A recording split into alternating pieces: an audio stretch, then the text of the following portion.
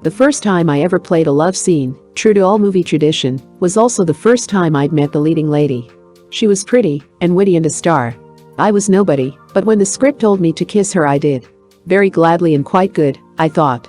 She said, "If you ever dare do that again, I'll scratch your eyes out." "Do what?" I mumbled, terrified. "Upstage me," she laughed. "Don't you dare." The picture was Peggy. The star's name was Diana Lynn.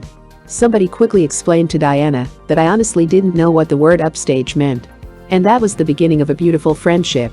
We can both laugh about it now, but then, and it was only a couple of years ago, I could hardly say a word. I was too shy. Sounds silly, doesn't it? But I grew up being shy. I came to Hollywood in the same dumb stage. I was just out of the Navy. I'd saved up the last 2 months of my discharge pay to get the fare to Los Angeles.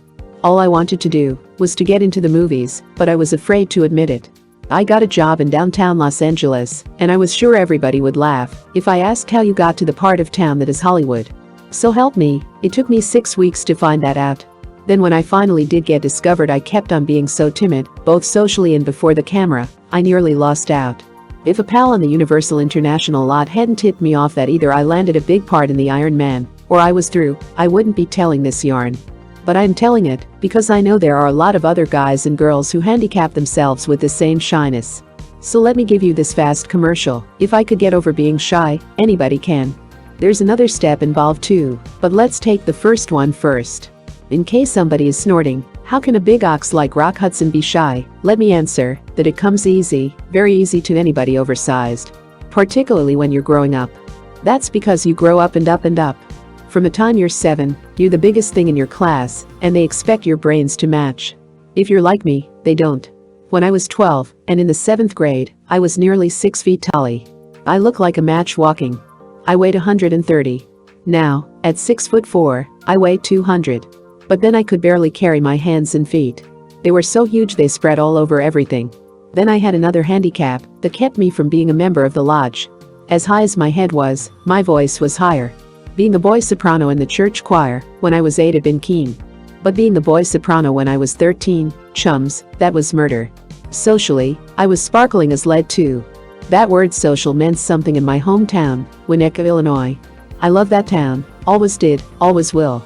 But it is a rich suburb of Chicago, and it definitely has two sides of the track. I came from the wrong side. Yet the best things I know today about good manners, kindliness, and gracious living were taught to me by the mother of one of my school chums who lived on the right side.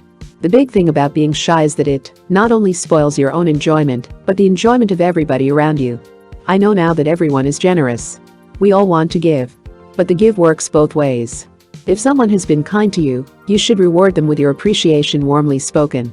In my own case, all I used to be able to do was mumble, "Thanks." Take the dancing teacher in Winnetka, who gave me free lessons.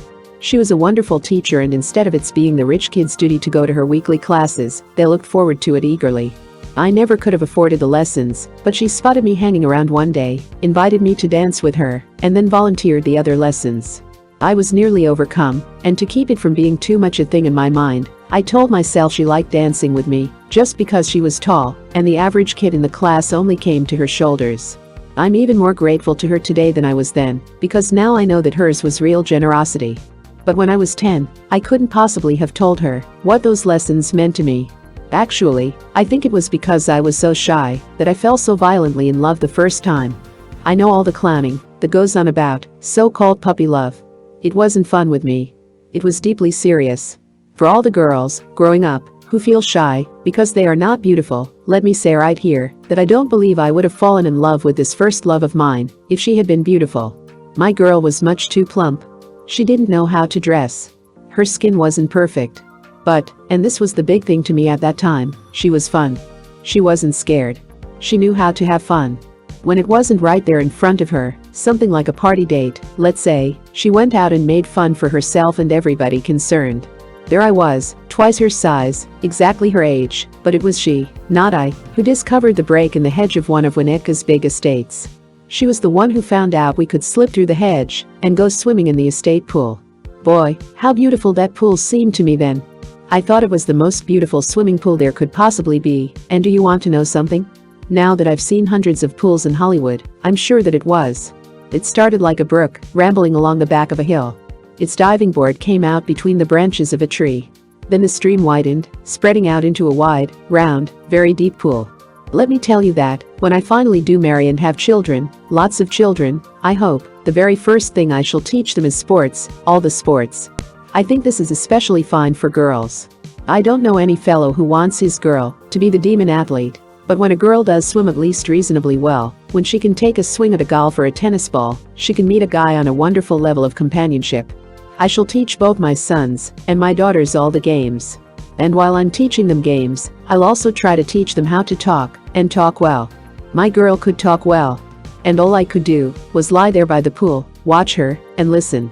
We went there nearly every day in the summer, even when it rained, my girl and I. When I had the prize, I'd bring along some candy bars, and after we'd been swimming, we'd lie on the grass and look down across the lawns at the big house of the estate. It made me dream. It made my girl dream too. She'd say, "Roy," my name then was Roy Fitzgerald, "Roy, when I grow up I'm going to be." Photoplay magazine, January 1953 news.